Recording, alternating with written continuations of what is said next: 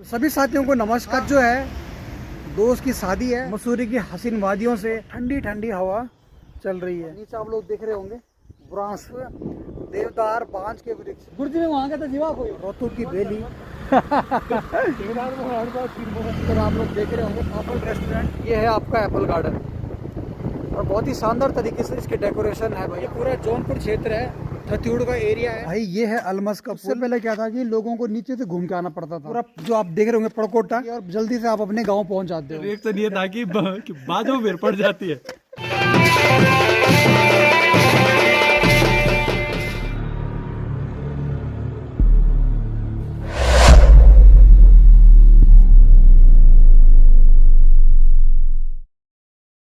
तो सभी साथियों को नमस्कार, स्वागत है आप सभी का एक बार फिर से हमारी एक और नई वीडियो में और एक शानदार जर्नी के साथ में। दोस्तों आशा करता हूं कि आप सभी लोग अच्छे होंगे और हम लोग भी सब बढ़िया हैं। और दोस्तों सुबह सुबह का ये मौसम है और आज जो है हम लोग जा रहे हैं अपने गांव टिहरी गढ़वाल। तो दोस्तों गांव जाने की जो खुशी है वो अलग ही होती है और उसके लिए हम लोग आज जल्दी उठ गए थे सुबह मॉर्निंग में।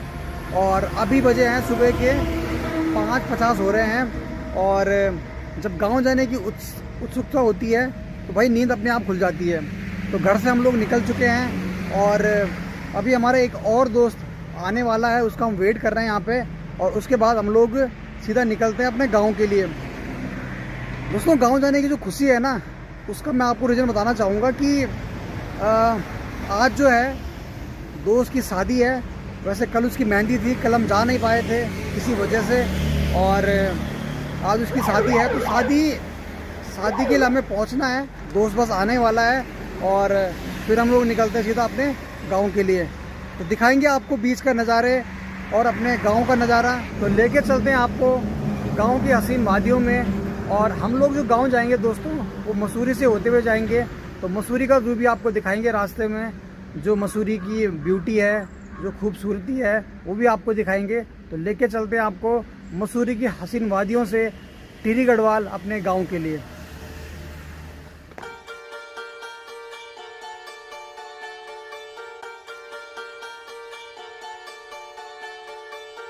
तो भाई फाइनली हम लोग पहुंच चुके हैं सीधा बाटा घाट में। और यहाँ की जो लोकेशन है वो बहुत ही शानदार है और सुबह सुबह का ये मौसम है और ठंडी ठंडी हवा चल रही है।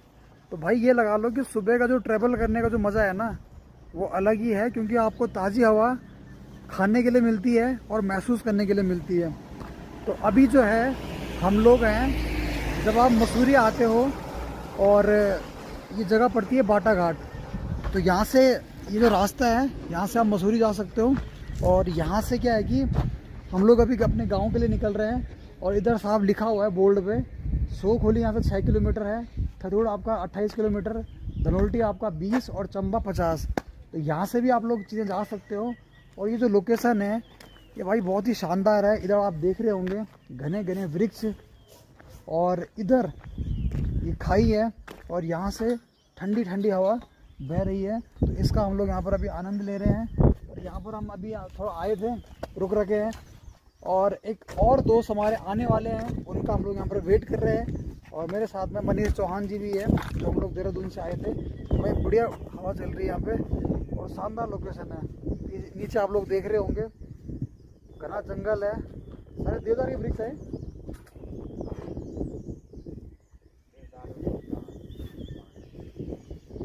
देवदार और बांज के वृक्ष। और नीचे आप लोग देख रहे होंगे बुरांस के फूल। भाई बुरांस का मौसम है, जैसा कि हम लोगों को पता है कि भाई फरवरी से लेकर अप्रैल के बीच में बुरांस पक जाता है, उसके फूल निकल आते हैं। और रास्ते में भी और आपको दिखाएंगे हम लोग बुरांस के फूल। और बढ़िया ठंडी ठंडी हवा बह रही है। और तो सुबह की सूरज की पहली किरण निकलने से पहले हम लोग यहाँ पर पहुँच चुके हैं और सूरज भी अभी अभी निकला है। और ये जो नीचे आप लोग लोकेशन देख रहे होंगे, उधर आप कैंपिंग के लिए जा सकते हो। मैदान सा है, खेत है, घास जम रखी है और उसके चारों तरफ देवदार, बांज के वृक्ष। तो भाई बहुत ही शानदार लोकेशन है। और पूरा आप लोग यहाँ पर देख सकते हो, वहाँ से जो रोड आ रही है वो मसूरी है। मसूरी से मतलब वहाँ से आप मसूरी जा सकते हो। और इसी रोड पे जब आप आगे चलोगे तो आगे आपको वुडी स्टॉक स्कूल भी, जो मसूरी का फेमस स्कूल है, वो भी वहाँ पर आपको देखने को मिलेगा। तो सुनील पवार जी आ गए थे, जिनका हम लोग वेट कर रहे थे, और उसके बाद हम लोगों ने गाड़ी की रफ्तार को थोड़ा और बढ़ाया, क्योंकि शादी के टाइम के लिए हमें घर पहुंचना था। और मैंने तो एक हाथ में कैमरा पकड़ रखा था और एक हाथ से मैं स्कूटी चला रहा था। हालांकि ऐसा नहीं करना चाहिए, लेकिन थोड़ा ये कि प्रैक्टिस है तो ये चीज़ें हो जाती है। गुरुजी में वहाँ का था हाँ गुरुजी में वहाँ का था जीवा कोई। तो दोस्तों हम लोग पहुँचने वाले हैं रोहतू की बेली, और जब आप सोखोली से भगवान वाले रोड को पकड़ते हो, क्योंकि वहाँ से एक रोड निकलती है धनोल्टी के लिए और एक निकलती है आपकी ठक्कीगुड़ भगवान के लिए, तो उस रोड पर अभी हम लोग हैं। और मस्त तरीके से भाई गाड़ी चल रही है, और पेड़ों और जंगलों की इन हसीन वादियों के बीच में भाई शानदार मज़ा है सुबह सुबह का।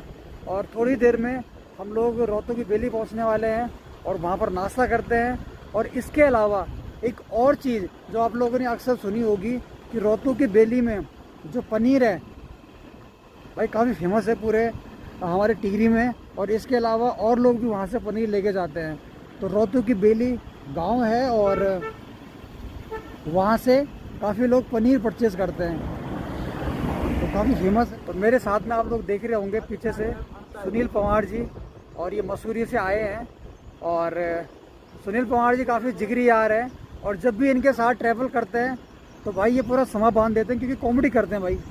तो अभी मैं थोड़ा बहुत सुनाऊंगा भी आपको इनसे बातचीत करके, और मज़ा आता है इनके साथ ट्रैवल करने में, काफ़ी कॉमेडी वाली बातें करते हैं। तो भाई आप लोग देख रहे होंगे हम लोग रोहतू लगभग पहुँच ही चुके हैं। अरे यार भाई तुम्हारा भरना तो इसका तू ना खुंडा यार, देखो हर बार उन बार नहीं लगी तो पवार जी कुछ बोल रहे हैं, तो थोड़ा सुनाऊंगा मैं आपको थोड़ी देर में। और यहाँ से थोड़ा सहना आ चुका है भाई, ये पहुँच चुके हैं हम लोग रोहतू की बेली। और पीछे आप लोग देख रहे होंगे ये आपका भंडारी भोजनालय। और जब भी सरकारी जो बस आती है रोडवेज की, तो अक्सर यहीं पर रुकती है खाना खाने के लिए सवारियों के लिए। तो भाई ये है शानदार नज़ारा रोहतू की बेली का।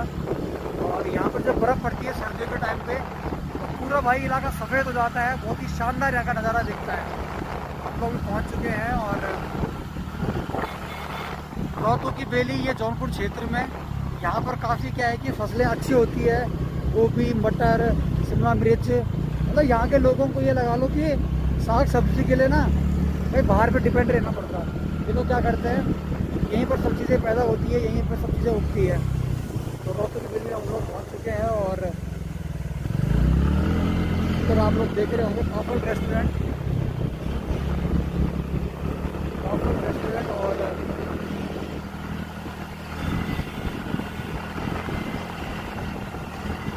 जब भी सवारियाँ आती है, चाहे मैक्स में हो गया या विश्वनाथ बस में हो गया, तो अक्सर यहीं पर रुकती है। और सवारियाँ क्या है कि यहीं पर खाना खाने के लिए। तो ये भाई रोहतू की बेली भाई दुकानें खुल रही है, सुबह सुबह का टाइम है, क्योंकि हम लोग जल्दी यहाँ पर पहुँच चुके हैं। तो ये है भाई रोहतू की बेली। और आप लोग देख सकते हैं बहुत ही शानदार गाँव है।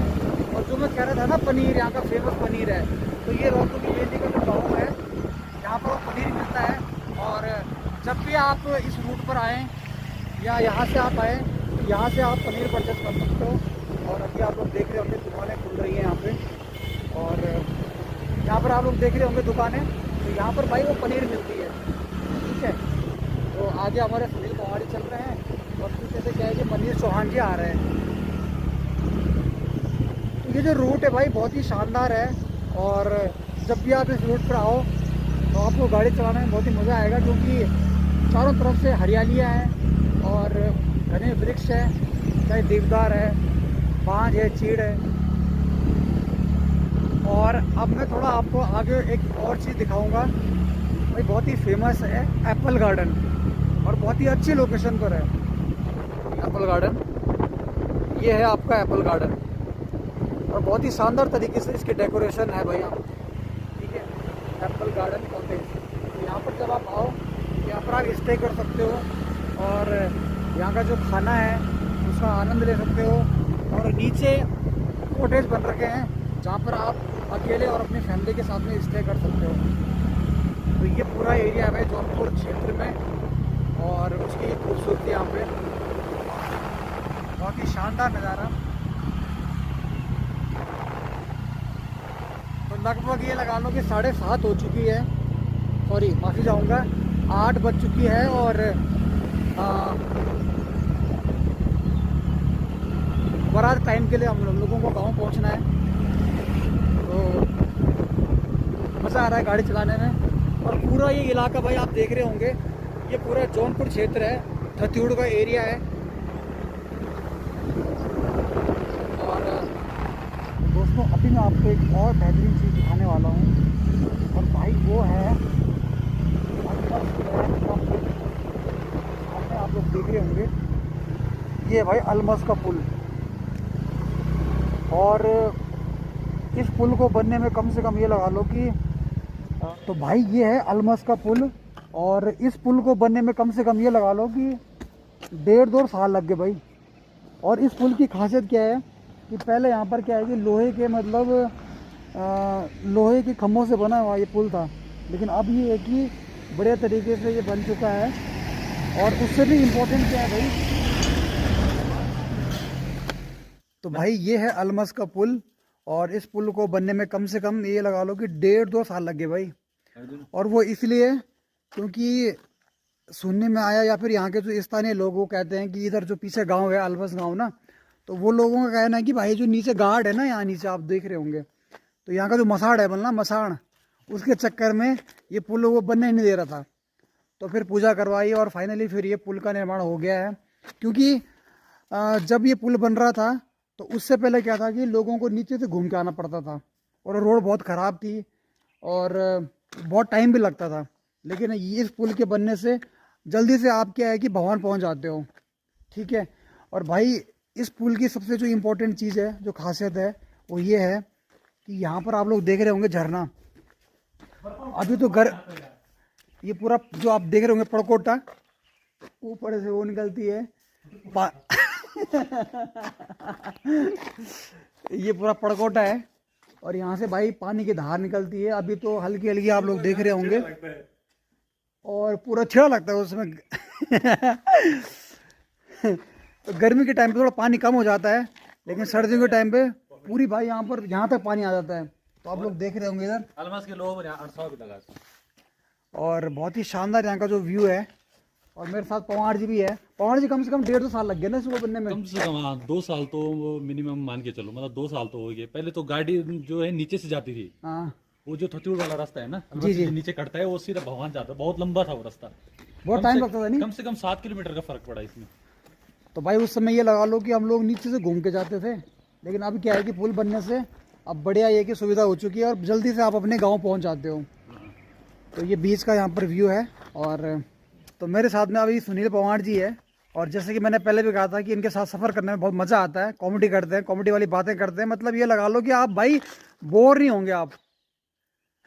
तो आज पवार जी का मैं साथ मिल रखा है, हम लोग साथ में गांव जा रहे हैं शादी अटेंड करने दोस्त की।